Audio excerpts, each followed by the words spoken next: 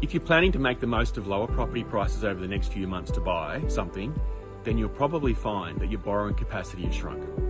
What this means is that you may not be able to borrow anywhere near as much money from the bank today as you could even just 8 weeks ago.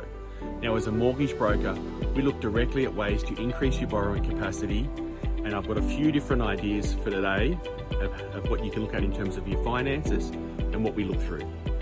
Now, these can really offset or counter the negative impact of these rate rises, and the idea being that we're trying to boost your borrowing capacity back up again so that it gives you more options. I'm going to share here today the most impactful areas of your finances to target. All right, but first, let's have a look at what is reducing borrowing capacities. Now, there's two main things that are reducing borrowing capacities. One is rising interest rates, and the second is the increasing cost of living. Now, in real terms, for some people, we're seeing their borrowing capacity drop by between 22 and 30%. So if you're going to borrow $1 million at the start of the year, now the bank might only lend you somewhere between $700,000 and $780,000. So you can see that this is quite a material change here. And this is a part of the reason why we're seeing house prices reduce, as buyers can't borrow as much as they could previously.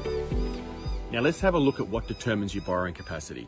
Broadly speaking, it's your income and how it's viewed by banks. It also takes into consideration your current debts and obligations and your living expenses. So the more debts you have, like personal loans and credit cards, the lower your borrowing capacity. Conversely, the higher your income, the higher your borrowing capacity. So I want to share now the areas of your finances that we look at first, and that these can have the biggest impact on your borrowing capacity, and this is your other debts or the current debts that you have. Let's look at personal loans first. If you're repaying a personal loan of say $500 a month, this reduces what you can borrow for a property generally by about $155,000. So this is a really big one to start with. $500 in repayments means $155,000 less that you can borrow for a house. Now, in some cases, we advise clients that it's better to pay this off, while in other cases, this obviously isn't always an option. HECS is another debt that has a big material impact. Most people who have HECS don't realise that it's affecting their borrowing capacity. But if you're a single person on earning, say, $100,000 a year, having a HECS debt of any size reduces your borrowing capacity by around $84,000 at the moment.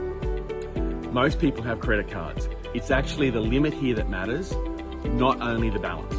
So for each dollar of limit that you've got on your credit card, it reduces your borrowing capacity for a home loan by about 6.4 times. So for example, a $5,000 credit card limit reduces your borrowing capacity by about $32,000. Salary sacrifice on cars also has a huge negative effect on what you can borrow.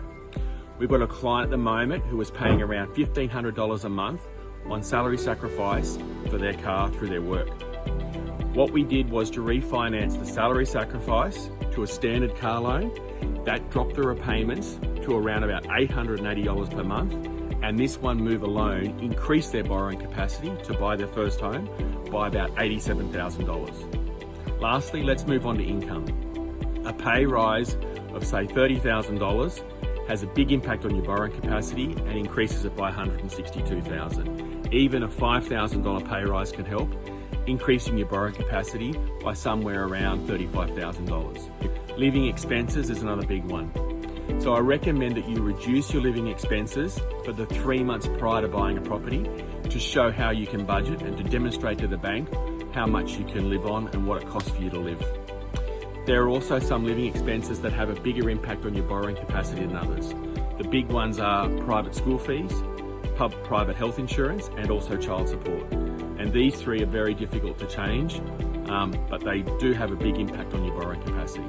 So as you can see, there really are a lot of things that you can do to increase what you can borrow. If you find yourself in a situation where your budget at the moment with the bank, your borrowing capacity isn't quite what you want it to be. But it's going to be different for each and every one of you, and it's really a case-by-case basis to have a look at it and talk through and to understand what you can do. As always, if you want to book a call to have a talk about what you can do to improve your borrowing capacity or get ready for buying, don't hesitate to give us a call. We look forward to talking with you then. We hope you find us helpful.